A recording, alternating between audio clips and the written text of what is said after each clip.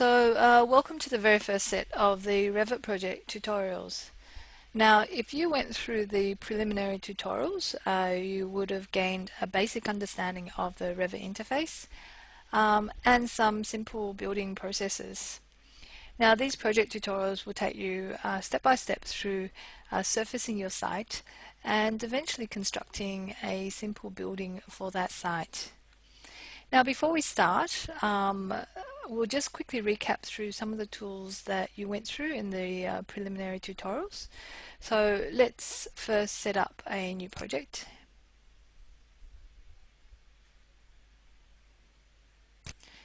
And now we'll just quickly run through some of the main components of the Revit interface. Now, I'll be referring to some of these components quite a lot, so it's important that you familiarize yourself with not just where they're located, but also what they can do. Now let's start off with the application button, which is the R symbol in the top left hand corner. If you click on that, it will allow you to access things like new families, new projects, saving files, etc. etc. Right next to that is the quick access toolbar, which you can customize to your liking. We have the properties palette, which you will be accessing quite extensively, and the project browser, which contains all your views. So there's a number of views there already. Now, underneath that in the grey area is the status bar, which contains prompts on what you need to do next. So if you're lost, it's always a good place to go to. Now, just above that is the view control bar, which contains all view related tools. And of course, we have the main drawing or modeling area. Now, within this drawing area, you'll have your navigation tools, which are your navigation wheels, your zooming and orbiting tools. And on top of that, you'll have your ribbon, which contains most of the building tools that you would need to construct your building. Now, the ribbon is actually made up of tabs, which I'm just scrolling through at the moment. And within these tabs, you'll see panels. So that's a panel, and that's another panel, and they're usually separated by a grey line. Now, if you look really closely, some of these panels will have a little arrow in the corner. If you click on that arrow, it'll open up additional settings that are related to the panel toolset. So this one's the site settings, and it's related to the model site toolset. We'll come back to that a little bit later when we're surfacing our site. Now, if you click on a tool, just any tool, I'm going to click on the wall tool. Two things usually appear. We have the options bar, which runs on top of your drawing area. That's usually in the light green color, and it contains options related to the place wall tool, the tool that you've actually chosen. On top of that is an additional tab, which is also in light green. This tab is called the contextual tab, and it contains settings to help you generate your wall. So the settings would be related to the particular tool that you actually called up.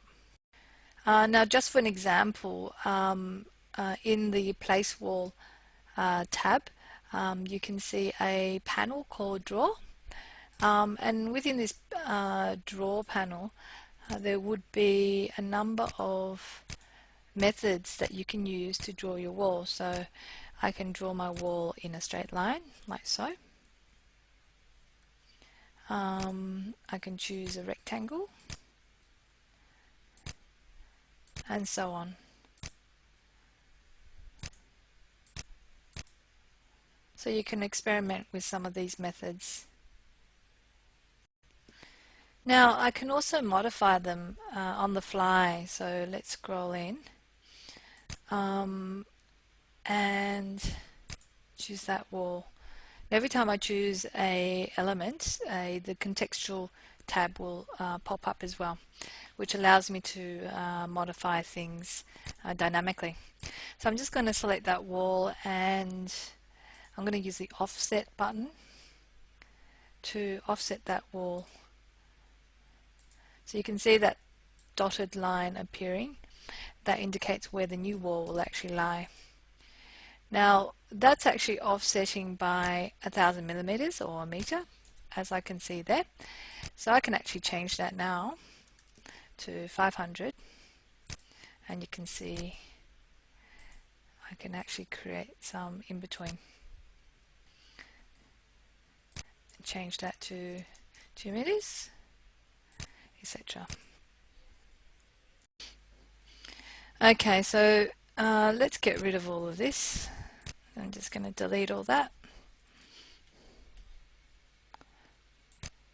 Now notice I'm selecting things in different ways, so you can actually select them individually and press the delete button, or box them like so.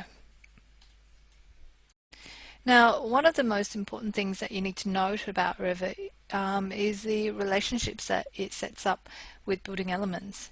So say for an example, if I'm just going to put another wall here, but before I do so I'm going to zoom in. Now if I put another wall there on the corner, like so, did you quickly see what Revit did to the corner? It automatically cleaned up the corner for me. So Revit was able to identify another similar wall right next to the first wall, and developed a relationship between the two. So it established a relationship between the two and cleaned up the junction for me. Now if you go down to the view control bar, which is down here in the very first button, which is called detailed level, and change that to, let's say, fine, you'll be able to see what the wall is actually made up of. So it's actually made up of 2 layers of brick, and if I select it, it'll tell me that it's double brick, 270 thick. Now there is a little bit of something weird happening at the junction. That's because the brick wall has an internal and external side. So this may be the external side and that may be the internal side. So when it actually cleans up junctions, it tries to match up the internal wall with the internal wall and the external wall with the external wall, which is why you get that sort of effect happening. Now if you select that wall that you just created and zoom in until you see this symbol with 2 arrows, if you click on that, it will change the wall orientation so that the inside becomes outside and the outside becomes inside. And you can see now that the junction is a lot cleaner because the external wall is cleanly matched with the external wall of the second wall. And same with the internal. Now this is all part of the embedded intelligence that Revit is based on. Now what happens if we move this wall? So if I just select it and then drag it across, you can see that the other wall moves along with it. So Revit has maintained the relationship between those 2 walls. Now what happens if we put a door in there? So I'm just going to select the door tool and click somewhere on the wall. Now you can see that a relationship has been set up between the door and the wall. So as soon as I put the door in, a hole is actually cut inside that wall. Now if I move that door, that opening moves along with it. Now what happens if I move this entire wall up? As you can see, this wall extends to meet the edge of that wall, but the door moves along with the wall as well. Now let's hop into another view. So if you scroll out so that you can see the extents of your drawing and the symbols that are actually in your drawing area, zoom into one of these symbols, and I'm zooming into the one right on top of the wall. Now this is an elevation symbol, and this particular elevation represents the north elevation, so you can actually hover your mouse over it and it'll tell you what elevation it is. I've got 4 elevations here, but I've also got a section line that runs straight through the middle. Now we'll come back to the section line, but let's hop over to the north elevation to see what our wall looks like. So if you go into the project browser on the left hand side, scroll down until you see elevations, and I'm just going to find the north and double click it. So it'll open up something that looks like this. Now, relationships do extend to views as well. So what you do in one view is reflected in all of the views. Say for an example, I have a door there. Now if I moved that door right to the center and then put in another door, which I can do in elevation as well. I actually might put in 2 more doors. Now if we switch back to the ground floor, you'll see that now we have 3 doors, and it's in the center of that wall. So the changes have been updated dynamically. Now I can do what I like to these doors. I'm just going to change the orientation, change the swing so they're equal, and let's put in a window, a couple of windows. Let's go back to the north elevation, and you'll see that the windows are there and the door swings have updated as well. Now let's try the section view. So I'm going to scroll up, maybe after the elevation actually. Here it is, section 1. If I double click the section view, you'll see something like this.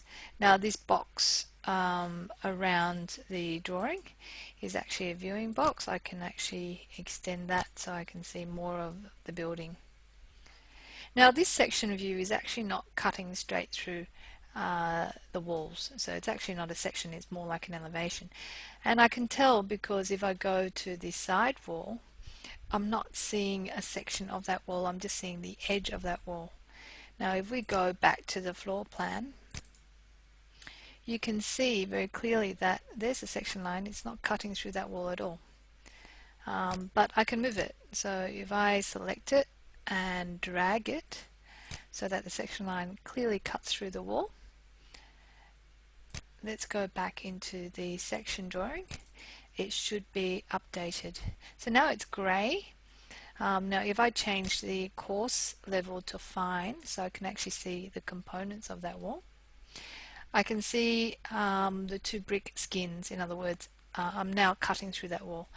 And the wall is outlined in a thick black line, which indicates it's being cut through.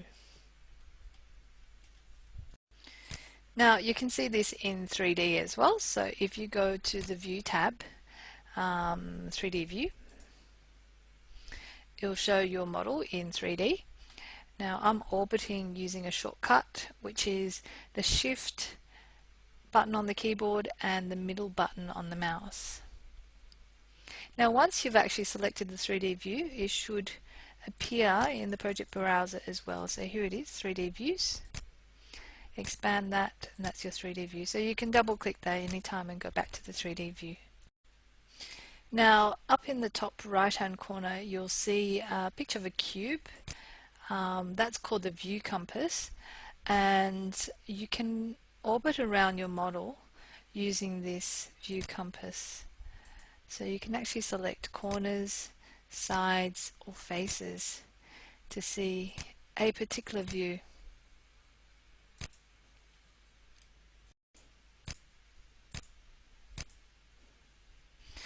Now underneath that view compass you'll see the navigation wheel and the zoom tools. So you're probably already familiar with some of them. Zoom is pretty straightforward. So you can zoom to fit or zoom into a particular region. And the navigation wheel, if you just click on it, will display a dynamic navigation wheel which will allow you to do all sorts of things, including pan. So if you click on that and leave your mouse on it, it'll allow you to pan. So the trick here is to click but leave your finger on the mouse. So zoom, orbit, and you can actually walk through things as well. So that's if you've got the camera on. So have a play around with that. You can always close it if it's a little bit unwieldy, and use the keyboard and mouse shortcuts.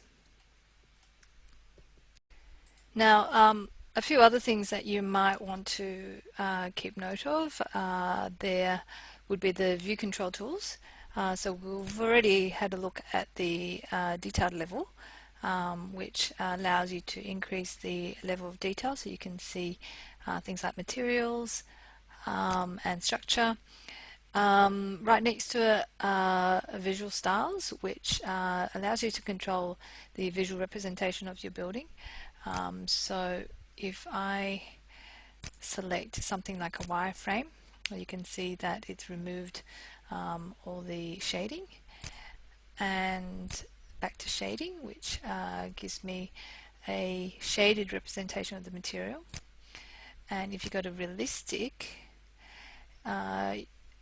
it'll start to render surface materials such as brickwork. So you can see that as you zoom in, and timber as well, so you can actually see that on the door there. So they're the visual styles, which you can use at any time to help you with your construction. Now, one last thing I want to show you before we move on, and that's the sunglasses at the end of the control bar here. It's called the Temporary Hide Isolate tool, and it's particularly handy for when you have quite complex models with lots of elements, which makes it very confusing to actually model accurately. So before I do so, I'm just going to hop into the ground floor and make this model a little bit bigger. Very quickly put in a couple of more walls, like so. And let's say I'll have a wall that blocks those doors. Now if I go back to the 3D view, so here's my 3D view. Let's say, for sake of argument, I want to actually see those windows and doors on this external wall, but I have this internal wall blocking it.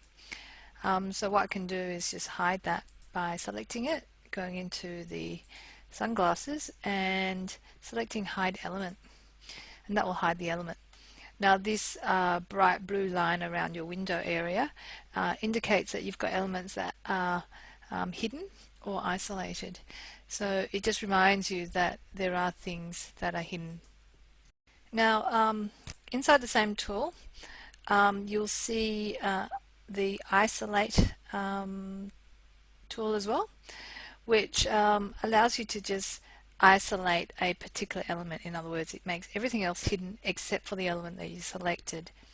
Also keep in mind that you can also hide and isolate categories such as all walls or all windows, things like that.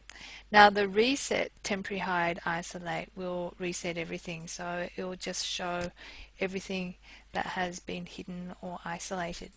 That is a really handy tool, so make sure you keep that in mind. Now I think that's enough to get us started.